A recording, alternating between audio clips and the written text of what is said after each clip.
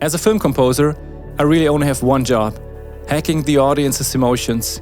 And today, I'm sharing one of the dirtiest psychological audio tricks we use in the studio, so you can steal it for your own edits. Imagine this. You're hanging out in the forest like 2.5 million years ago. Everything is peaceful and quiet and calm. And then this happens. Listen closely. What you just heard isn't just a baby crying.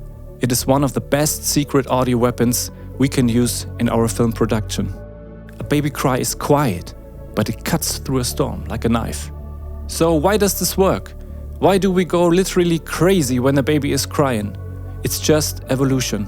Mother Nature hardwired our brain to prioritize this specific frequency range of a baby crying.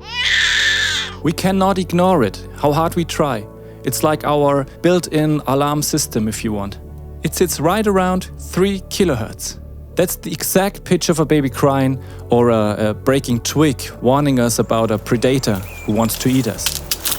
For thousands of years, this sound only meant one thing: danger, warning, someone dies, move. Forward to today, this is maybe someone tapping a champagne glass to shut up a complete crowded, noisy room because he wants to give a speech.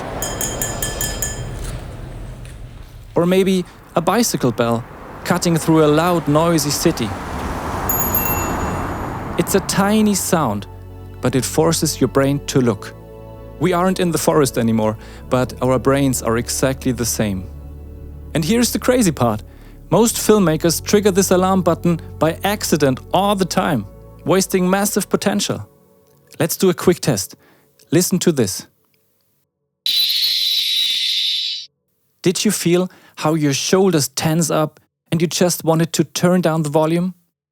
This sound just flooded the caveman part in your brain and triggered fight or flight. And this is the exact same thing happening in your mix when you're not careful enough. You got voiceovers, music, sound effects, all fighting for space in this 3 kHz range. And I see this all the time. The editor wants to make the voiceover more present, or pop up the sound, or make the music louder, and he turns up the volume.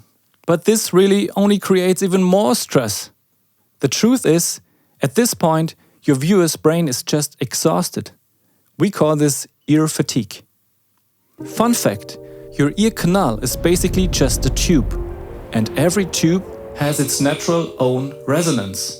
And for us humans, this resonance sits, guess what, dead center around 3 kHz.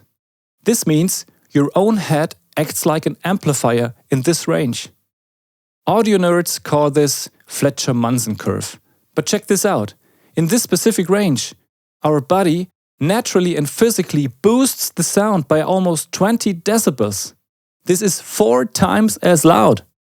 And this is why we hear the baby cry so loud, or why we get goosebumps when we have fingernails scratching over a chalkboard. And this is also why we get stressed out when the mix is bad. But here comes the fun part for you as filmmaker. When you know how to trigger this specific range on purpose, it becomes your ultimate weapon to control the viewer's eye. So here's the hack. First of all, we need to scoop out everything in this area.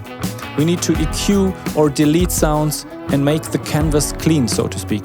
We have to make the forest quiet again. And then we let the baby cry. When we cleaned up the mix, a tiny little sound can hit like a bomb. Your voiceover can whisper and it will hit you like thunder. It's not about making things louder.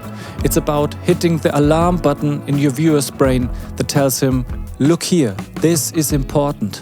You can use this to guide their eyes, to make hard cuts even cut harder, to make products pop in your videos, to emphasize motion graphics, and to bring home your message without even shouting. To wrap this up, good film sound is basically hacking biology. Step 1, remove the pain. Remove sounds you don't need in this area. Step 2, inject trigger sounds with precision and intention to force the focus. I honestly got so tired of searching around the right sound every single time again, So I created a custom sample kit for my own studio project. This includes all the best trigger sounds I use for my films when I want to create attention.